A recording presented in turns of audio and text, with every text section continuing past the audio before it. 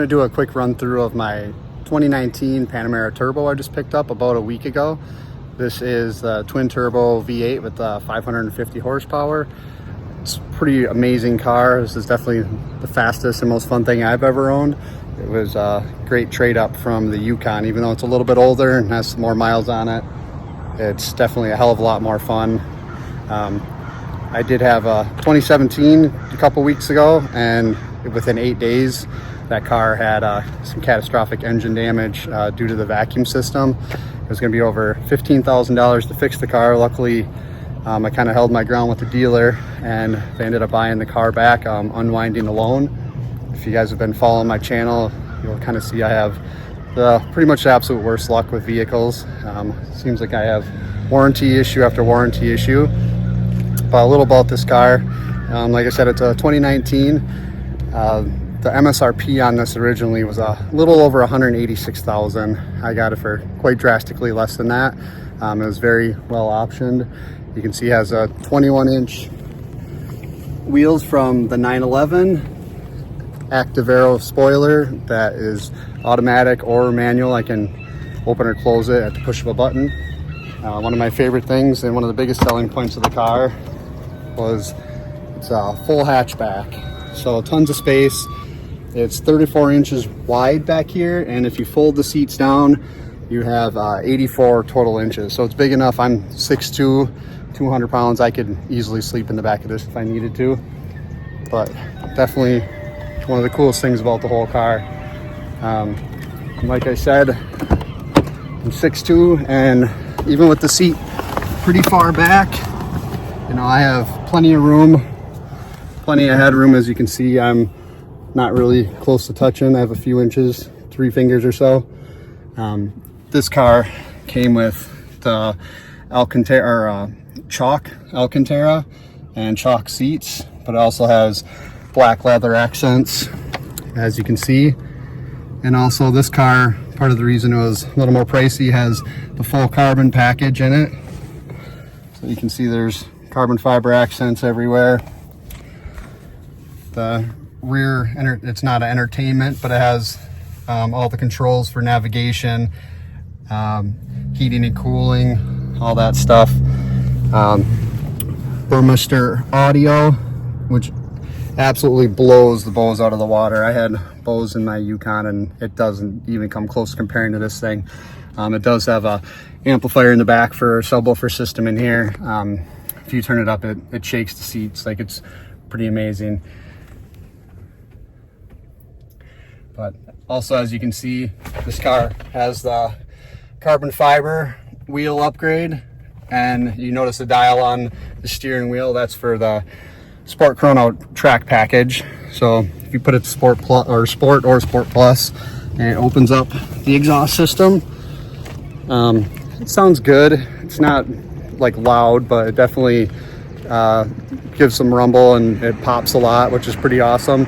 You wouldn't really expect that from, you know, this car being a kind of a sleeper sedan look, but it does have functional air vents, which are good to see on a car of this caliber. Absolutely massive brake calipers, as you can see.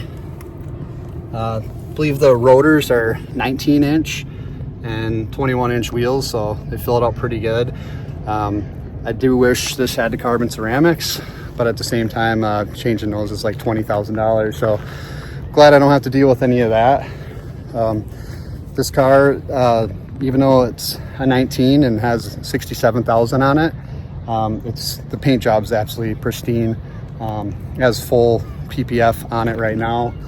This is volcano gray metallic, which I wasn't sure how it would be, you know, until I seen it, and I absolutely love it. There's times it looks black or, you know, dark gray. Other times it can even take on kind of a blue hue. You can see some silver, even gold sparkle in it. But I'll show you more of the driver's view. So as you can see in the door panels, you know, more of that beautiful carbon around the dash accents. The wheel is absolutely stunning.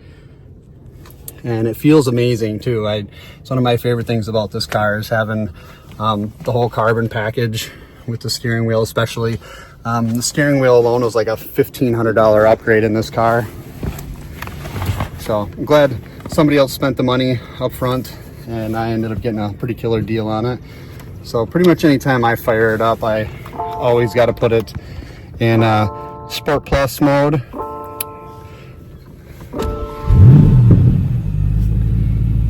But as you can see on the dash too, I have the thermal night vision package. You can see the boat in front of me pretty well.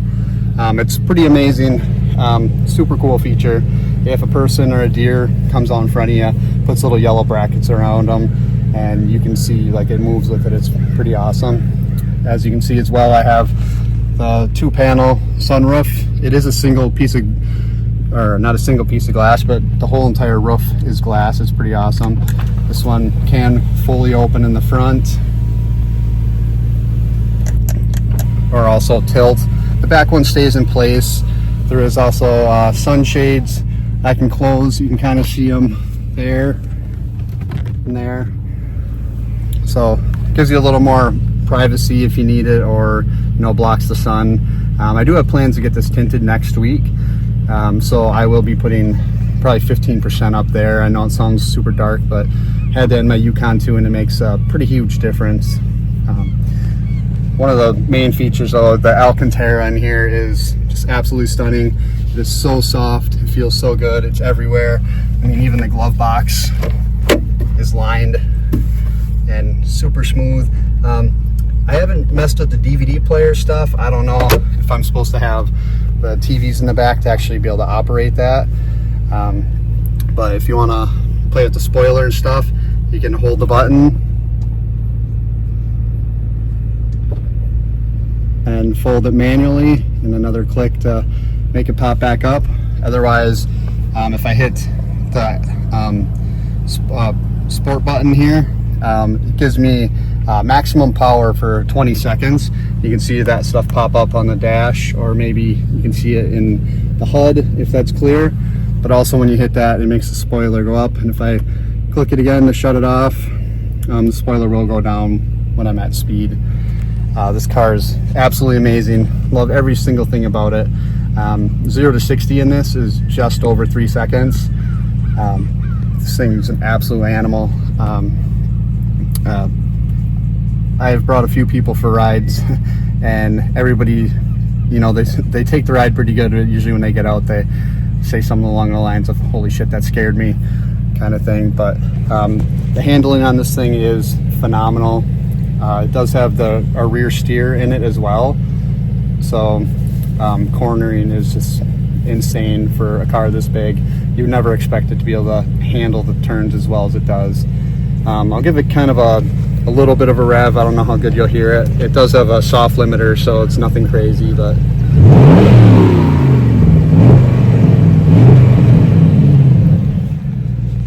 when you're driving, it definitely crackles and pops quite a bit for having the full stock exhaust. This car did come with a 2-year full CPO warranty. I had a 17 right before this. I'll link a video, or I'll add a video later on my channel about the 8 days I had that thing before the issues, and that just had a basic warranty, so I knew I had to get CPO on this one. With that, the dealer said I could put exhaust on here as long as I don't remove the main cats. I can do a secondary downpipe, and I would like the Phi exhaust where I can still maintain my dial for opening and closing the exhaust in the sport modes, but I can do the full cat back deal with that. Unfortunately, it is about $6,000, but it gives you around 80 horsepower, which is insane when this car already has 550. So I'll probably do that in the future, but you can see more carbon on the dash here. It's beautiful because it wraps all the way around. I'm definitely super impressed with Porsche. I've had this month 3 of them now, because the 2017 that blew up on me, then they gave me a Macan for 8 days. That was a 25. That thing was pretty nice, but it doesn't even come close to comparing to this thing. So pretty pumped all around that I got this. Whoever the original owner was took absolute meticulous care of it. I'll give you a quick look under the hood with it. As you can see, it's pretty much flawless under here. Even around all the caps, it's pretty much spotless. And I haven't touched this thing in 1,000 miles or anything, so whoever was taking care of it did an excellent job. And I mean, it really shows with the paintwork too, even with how good all the leather is on the inside. But plan on bringing this to a car show tomorrow. I'll see how well they accept me there, because I'm going to be in like a modern muscle class. I'm not sure if they'll even let me enter it in that, but it's kind of my only option for around here. You know, we're not too European friendly in this area, but got the turbo in the seats. I don't know if you can read that. On the black Panamera I had, it was black on exterior, black interior. You can see that way better. But my lights just kicked on, so it's getting a little dark, but I have the lighting all the way around. I don't know if you can see it under here too right now. Guess it's not quite dark enough, but there's lights under here, in the doors, up top, and in the back as well, which is super cool when you're driving at night. You know, I can change the brightness on all of it, and I can change it to, there's like 10 different color options too, but I think that this blue is definitely the coolest looking one. This car does have full the climate control in the front and the rear with heated and cooled seats. Pretty important right now. You can probably tell I'm sweating. It's pretty hot and humid here in Michigan right now. But I'm close the video off at this point. If there's anything else you guys want to see on this car, ask about it. They also told me at the dealership that I wanted to track it, bring it to Road America in Wisconsin, and I wasn't sure how that would work with my warranty and everything, but they told me drive it how you want. So we'll see how that works out. I brought the last Panamera there, and that's when I had the engine failure. Well, I shouldn't say failure on the spot. It was put me into limp mode on the very first lap of the day. I had paid for 2 days at the track too, so that kind of sucked to be down and out literally on lap 1. I did go like 5 total, but I was in limp mode and I only could go 85. I was getting passed by Miatas. It was pretty embarrassing, to be honest. But would like to bring this out there again because, like I've said in the beginning, this thing's an absolute animal. It does have the track package with the Sport Chrono, so I mean, this thing is made to hit the actual track. So pretty excited to see how that is in the future. Been taking it pretty easy on the launch control with this because I love it a lot and I would like it to last, even though it should handle hundreds of launches with the setup without any issues or any clutch problems, as long as you let it cool between, you know, warm up the car good, and between launches, you know, run the car a bit, let it cool down. You can't, you know, just beat on it light after light, like I'm sure tons of people do. I feel like that's kind of how my last car was, where this one, with how pristine everything is in here, I wouldn't doubt if I was the first person to ever launch this. I'm technically the 3rd owner of it, hopefully the last. I would like to, you know, hopefully keep this one and give it to one of my girls for their first car, and I could honestly say I'll probably get another Panamera in my future. I don't know if it's really worth the Turbo S. You don't really gain too terribly much. For a lot less money, I can do pipe and tune and all that stuff to get the same horsepower, you know, in the 700 range very easily. So I'll cut the video off here.